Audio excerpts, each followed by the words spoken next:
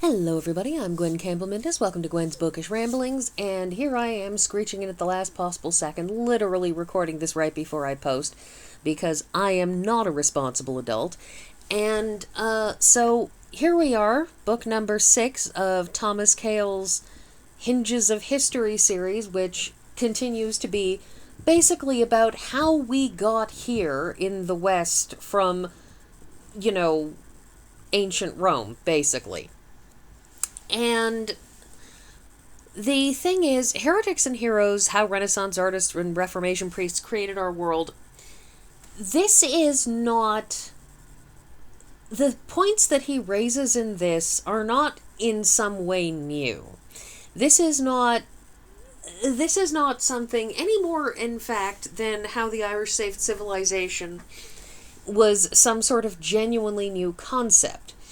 The big thing to remember about a book like this is what he's really doing is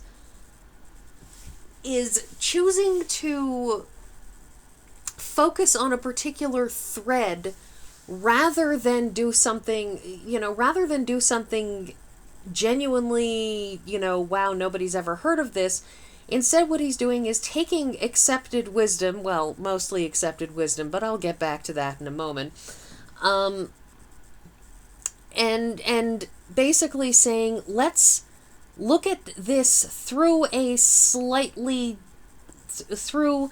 an organizing principle that you may not necessarily have looked at. This is the thing about popular history, is that the stuff that's in popular history is very rarely stuff that is weird and obscure.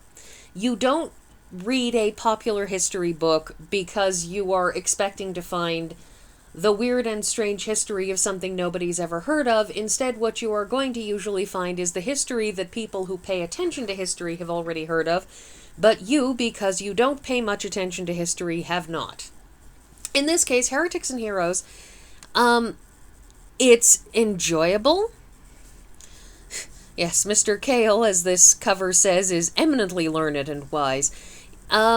He's very... He is very well read, he is very broadly read, and he is very opinionated. And being opinionated always makes for good reading, because it usually means that people are willing to give sly and sardonic asides and make biting comments on things, which, is always much more entertaining than level calmness. But anyways, so here we are with Thomas Cahill, and what we hit in Heretics and Heroes, as it says, how Renaissance artists and Reformation priests created our world. That is, following the Middle Ages, in general terms here in the West, we talk about the Renaissance. And the Renaissance is kind of mostly just all about Italy and a bit of France, really. But the Renaissance was a fundamental sea change in a bunch of things about how people believe the world. In one of his ongoing themes that he has discussed again and again in these books is the concept of the individual as being important. That is, over time, for example, when he talks in his book about the gifts of the Jews, he discusses how the Old Testament, the Torah, how you follow that through from a sort of an impersonal view of things to eventually getting, at the end of it, to a much more personal, much more individual, much more human view of things. That, Abraham and Isaac and Joseph and Jacob and Moses, these are all larger-than-life characters. And while there are aspects to all of them that you can say are definitively human and examples of humanity, it isn't until you get out of the ages of these massive prophetic figures that you start to get these characters, these individuals in the Bible who feel like real people, not like exemplars of something.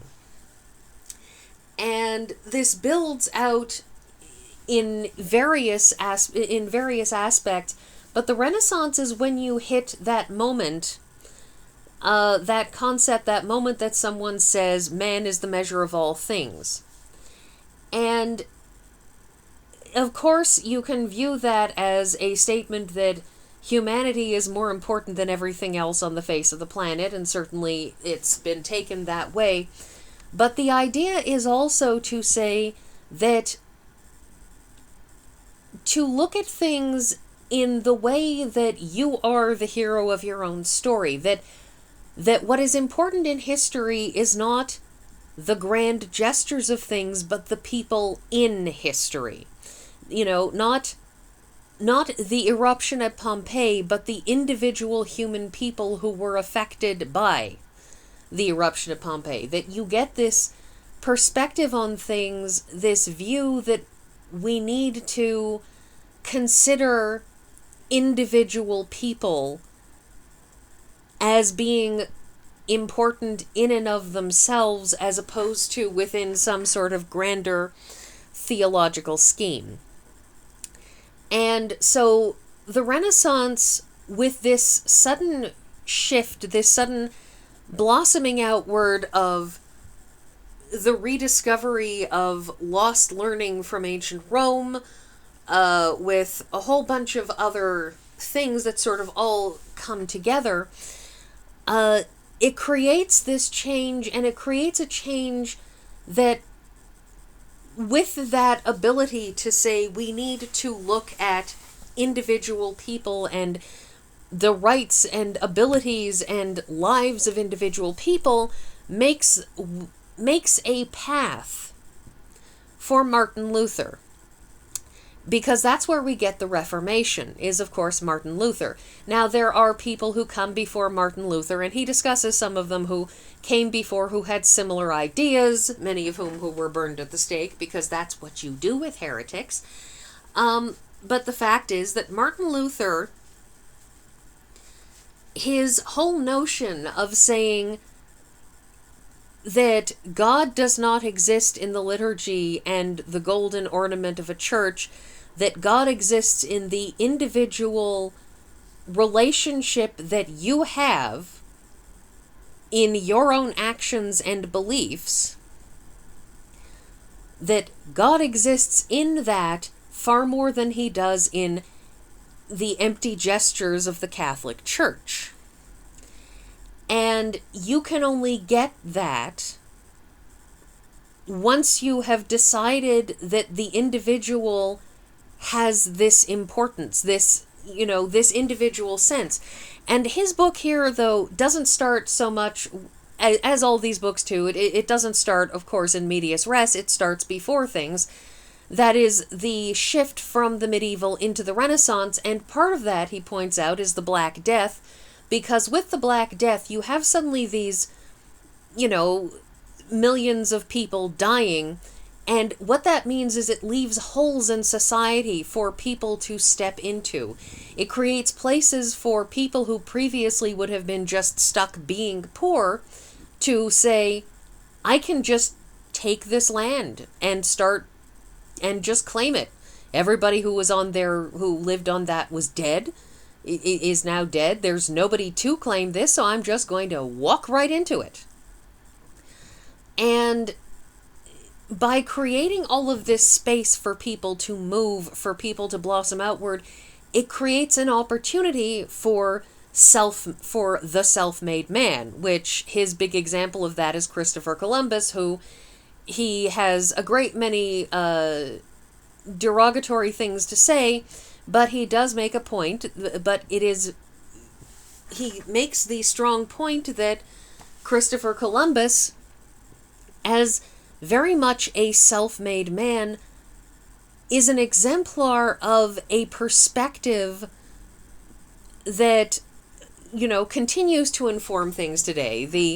The self-made man in a sleazy, second-rate used car salesman kind of way, but that he says that that sort of thing wasn't possible at the height of the Middle Ages before the Black Death, because everything was so organized and and everybody had a place and and sort of this organized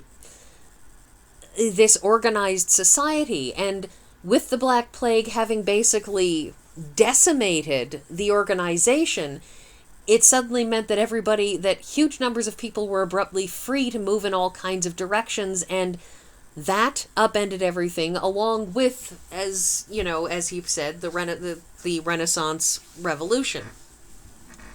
So following that, you have the Reformation, because the Renaissance is all about art and science and everything. The Reformation was Martin Luther saying, the Catholic Church needs to stop abusing its position and go back to being a shepherd of souls and stop being, a political figure making a lot of money.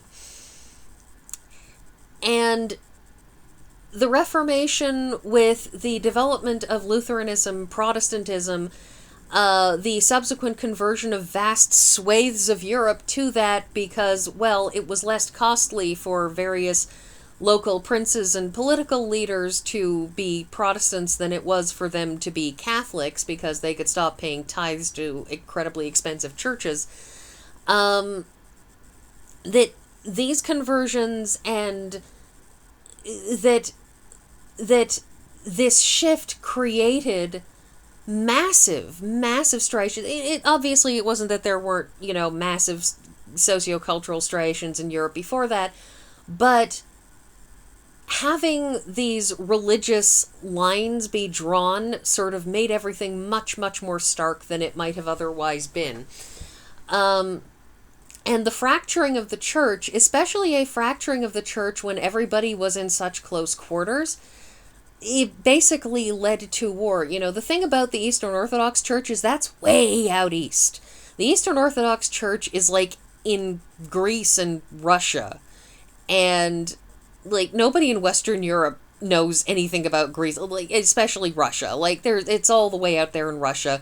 Who knows what they're doing out there? Nobody knows. It's just gone. There's nothing really to go to war with because they're not close enough for you to bother. Also, taking over Russia is a mug's game. But the Protestants and Catholics are living cheek by jowl, metaphorically. There's a lot of scope. And of course, the thing about religious fights and so on is that it's not just a matter of, learning to live and let live. It's the fact that somebody who believes in almost the same religion, who believes in a heretical version of your religion, is somebody who is encouraging people to go down the wrong path, who is telling people lies, who is getting other people's souls sent to hell. It's a thing that you have to actively discourage because it's a bad thing. And so you create just this fundamental reason for everybody to hate each other, and it's a fascinating historical thing, but we all know this. This is fundamental, and I said earlier that I was going to talk about conventional wisdom. I'm just going to bring up the fact that for whatever reason, I don't know enough about Petrarch to make this statement. Thomas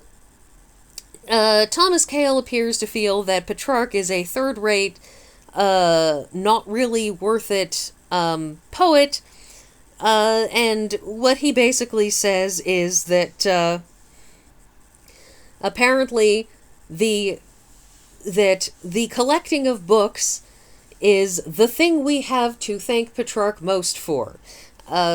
Apparently Petrarch's poetry not really worth thanking him over. So, who knows? I will accept that Thomas Cahill probably has reasons for it because he appears to be sufficiently well-read and to have thought about this stuff enough that one must assume that he has valid reasons, so I will accept that he has valid reasons, but I am amused nonetheless at this not usual stance on things.